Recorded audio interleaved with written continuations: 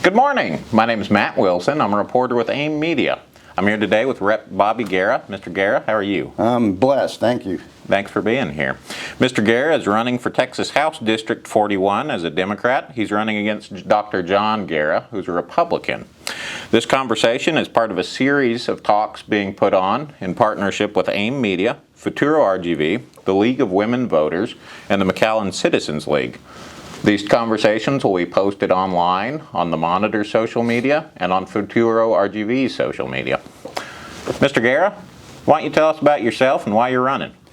Well, actually, I've been in the House of Representatives for several years now. Yes, sir. And quite frankly, I think there's some unfinished business that we need to tend to.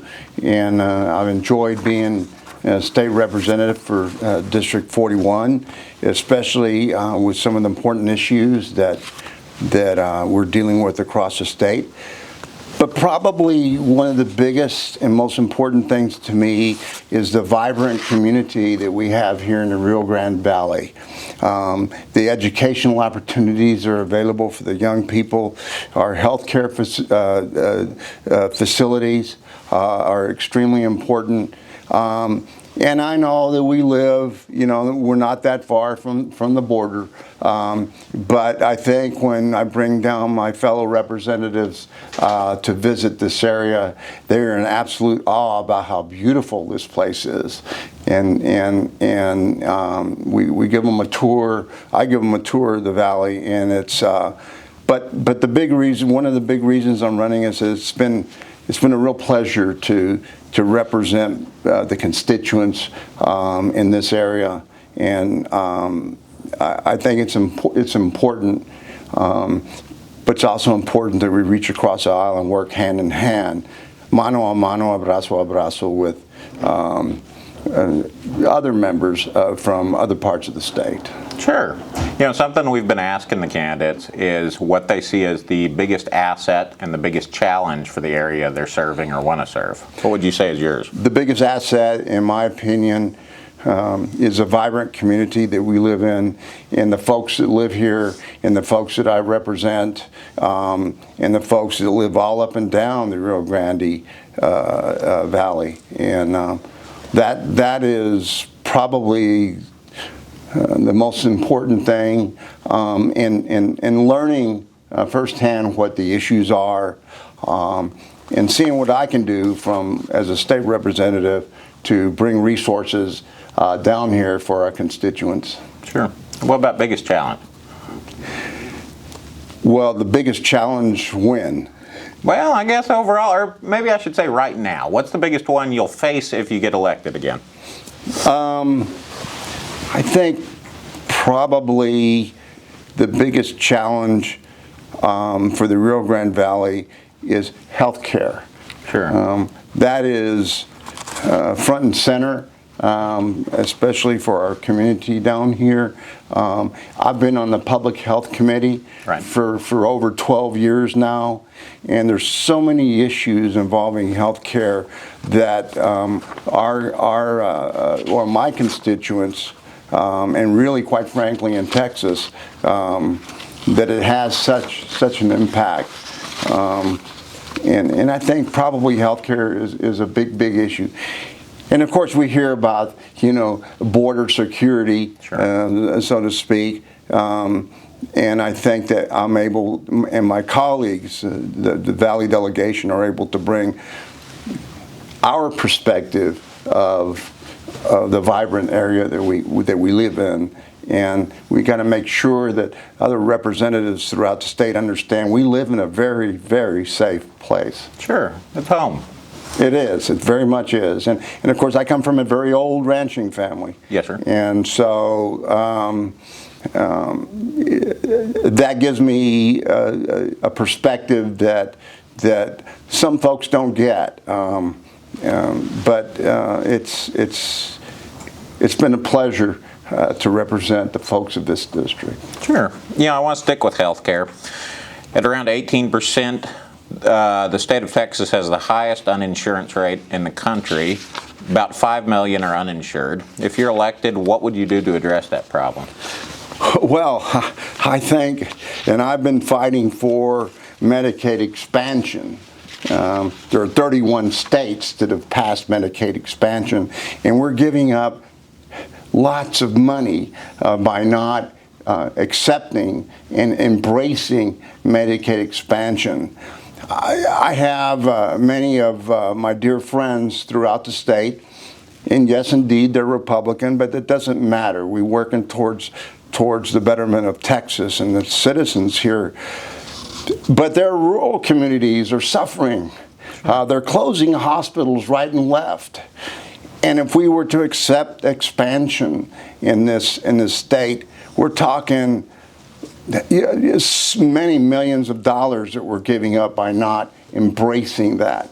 I want to say it's $110 million that we're not embracing.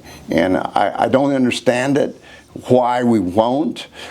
Many of my Republican colleagues have told me privately, yes, indeed, they think, especially that come from rural areas, that'd be a real blessing. And even last session, I saw several bills that many of my Republican colleagues either filed or were about to file. I went ahead and filed one to embrace Medicaid expansion because they're losing their hospitals, they're using their health care in their communities, and I think it's an important issue. Sure. On the subject of health care, there's been talk about a VA hospital in the Valley, whether we need one, and if so, how we'd go about getting one. Do you think we need one? Well, I do. What people do not realize is that the Rio Grande Valley is made up of a great number of veterans who have served our country honorably, and they deserve that health care and good health care. I don't mean just slap one together. I'm talking about real good health care. And so I think that our veterans deserve it. We owe that to them. And I think that in many ways it would help our healthcare community knowing that this is available for them. Do you think that's something you'd advocate for in Austin? Well, I always advocate for that. I advocate for a lot of things. Sure. But, unfortunately, everybody's got to be on the same page, and other folks have other priorities. I want to switch gears and talk education, which I know that you're very much involved with. School safety has been on everyone's minds since the tragedy in Uvalde. What role do you think the legislature has towards school safety, and what would you support to make schools safer? That is, and I'm glad you asked me that question because, and I did not publicize it. I didn't do social media. I didn't do any of that. But I know the state representative from Uvalde, and I had an opportunity to speak with him after the tragedy that happened there and what it's done to that community. And so I decided to go see him. It's a long trip from here. Sure. What a vibrant, beautiful, beautiful community Uvalde is. And I went to the school, and I purchased a big wreath, and it was very heart-wrenching. But that community has been torn apart with it. And I had an opportunity to visit with their state representative who has told me how hard it's been, and they still have a way to go. So I think that I don't want to see that happen anymore. But it keeps happening.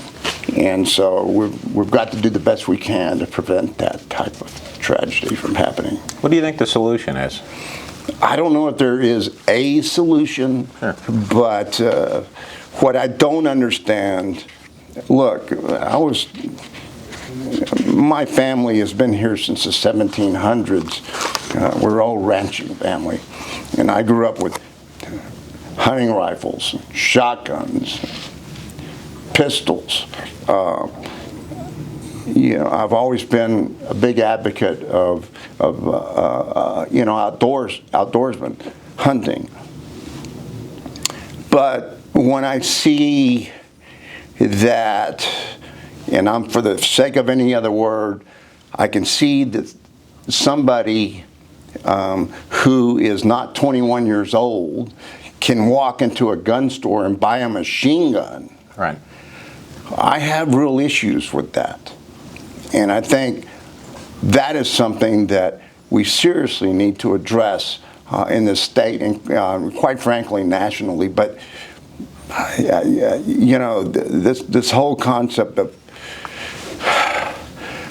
placing in the hands of somebody under, you know, you have to have a driver's license. We have rules. Why? To protect the public. Sure. And to protect our fellow citizens. And I think that that's important that that we consider those things. But it doesn't seem to be a priority for a lot of folks. It is for me. What steps do you think he'll take? I can't answer that other than I know what I think is important is that, you know,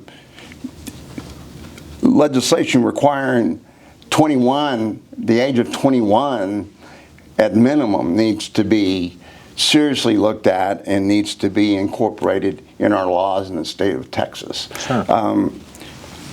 I look at myself when I was 18 years old. I grew mentally and emotionally exponentially by the time I was 21. It makes sense. I'm 29 and I'm still growing, I think. So am I, and I'm not 29. You know, something, I know that guns are incredibly controversial on that front. Something that's less controversial is hardening schools, increased law enforcement and physical construction that would make it harder for something like that tragedy to happen. Would you support funding for things like that from the state level? I think so. Let's take us back a few sessions. I co-authored HB 11 in 2015, which created the Texas Transnational Intelligence Center here that we have in McAllen, and I'll tell you how that was born. I went to the McAllen police station, the old one, and I said, you know, the building was empty. And so I approached our police chief here in McAllen. And I said, look, what would you think this empty building is here, and if we could get other lawmakers citywide and statewide to endorse this, what would you think about creating a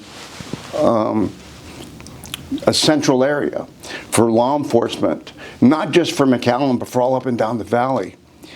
And he loved the idea. And so I had, my cousin is the Sheriff Eddie Guerra. We spoke about it. And so I was able to secure a jet, a plane, and within a couple of days we were able to fly to Beaumont to meet with the future Speaker of the House. It was pretty much clear he was going to be the Speaker. Right.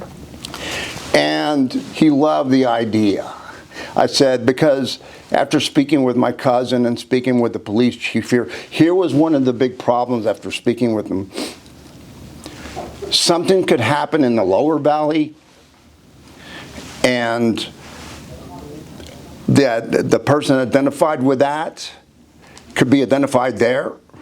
But if that person was to be pulled over again in the upper valley, that information was not transmitted. Right. And so it was important, I felt, for the entire Rio Grande Valley that we have a central area for that. So after exploring that with the police chief, Victor, and of course Eddie, the sheriff, that's where that came from. And so we worked very, very hard. I did. And the speaker, I visited with him when I went to Beaumont at that time, the future speaker. He loved the idea. Because how that happened was I knew we were going to get $800 million Right. At that time. And it just made sense to me. Let's take some of that money and do something positive necessary here in the valley. And so that's how that happened. And so, of course, later on, there was a grand opening, and a lot of state officials showed up and so on and so forth. But I was so proud to see what came of that. And after speaking with the police chief and after speaking with Eddie, something can happen in Brownsville, and Rio Grande City's going to know about it. Sure. And all that, but it's not just local law enforcement that's there.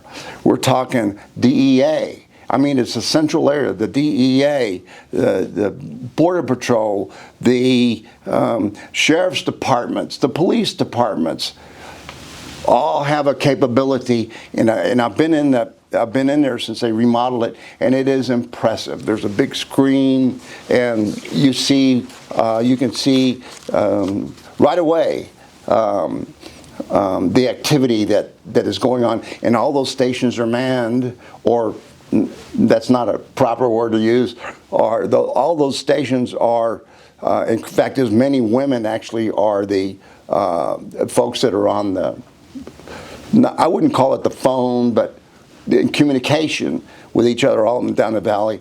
And it's been such a great cooperative agreement between the federal government, the state government, and our local law enforcement. It's just it's phenomenal success, and I'm very proud of that.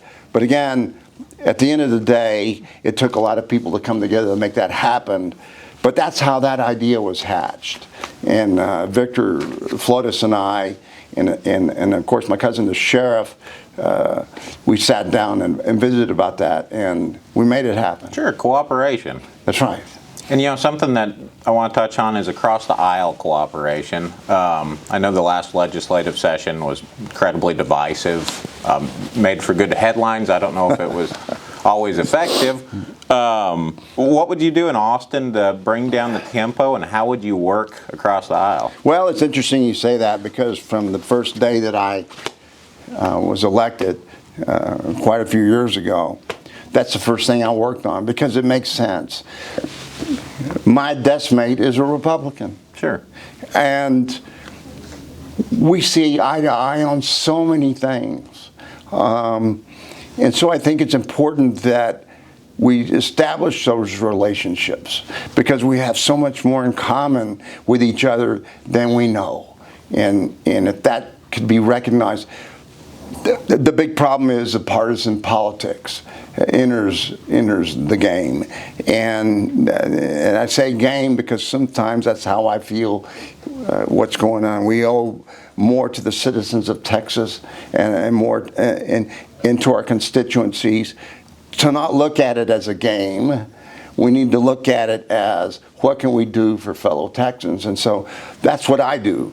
And I reach across the aisle all the time, and it helps, because when I need something that I think would be important, I've got somebody listening, and many times they will go along and join me on proposed legislation. It's a game. It is a political game, and it's gotten to be a very bitter one locally, especially in the races for Congress, for U.S. Congress. Oh, yes. Not so much on the state level, but there's a real chance that some of the people you'll be working with down here are going to be Republicans for the first time in a long time. Which specific issues in the Valley do you think you can meet with these people and agree with them on? Well, of course, you keep hearing about border security. Sure. When you get to that, when you start talking about Congress, and you start talking about national leaders and that type of thing, I think that folks that have lived here their whole lives, like I have, it's a very vibrant community. I think when I bring members down, we bring members down to visit this area, they're absolutely amazed at how beautiful the Rio Grande Valley is. Right. They have no idea. And I joke with them. I said, "Have you seen any chickens crossing the streets yet?" And they start laughing. They say, "Wow, what a beautiful place." And so I think it's important that we build those relationships in that regard. But again, the border security situation is from our lens is different than what folks want to politicize it as. Talk to me about your stance on border security. Well, we've always had that issue here in the Rio Grande Valley since I was a child, Right. Since I was a very young man, and of course since I've been in the House of Representatives. You know, border security is important, but it's taken on a whole different flavor now, and I think that people are using it as a political football. Just watch. When this election is over in November, you're not going to hear much about it. But yet we still live here. And so we just ask that folks listen to us, not only in the Texas legislature, but congressmen, whether they're Republican or Democrat. It's not about a soundbite, and it's not about a poll. It's about reality. And you know, like I told you, I grew up on the ranch down here. And many years ago, I remember would see these, would be out there and would see some of these folks crossing through our ranch land, and we would always carry some little something for them to eat, like some, I call them little weenies or whatever, and we'd give them some crackers and something to drink, and they would always ask which way is north, and we'd tell them. It's taken on a different flavor now. It wasn't that long ago that